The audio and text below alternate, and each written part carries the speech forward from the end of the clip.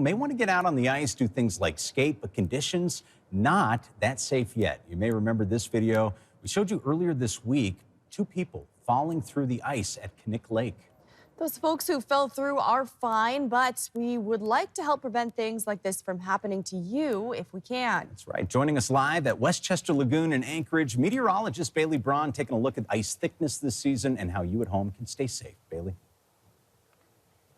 Thank you, John. Yeah, right now we're at Westchester Lagoon. Now, this is a hot spot for ice skating, and we actually did see some ice skaters out here earlier.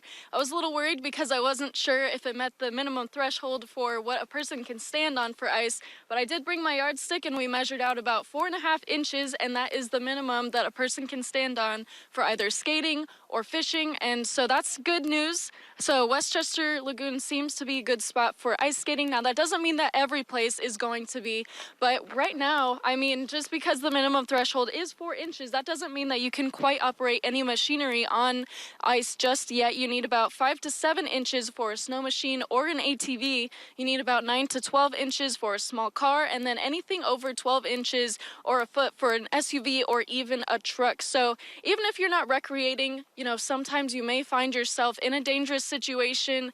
So especially, like I had mentioned, if you're not ice skating or even fishing, you may find yourself in that dangerous situation where you might be in ice. And earlier today, I did speak to Austin McDaniel, where he was telling me about the dangers of ice skating and just those times that you may find yourself in a dangerous situation with either that rotten ice where it begins to thaw out and refreeze, or just whenever you're out in the ice and it may break. So we'll jump over to that.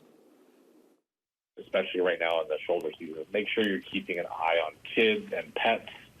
Especially if you're going to be near frozen bodies of water. Dogs are, a common culprit of running out onto very thin ice that can be very, very weak near the shoreline, and then can be really challenging for, full-size adults to go and attempt to rescue that dog from the ice.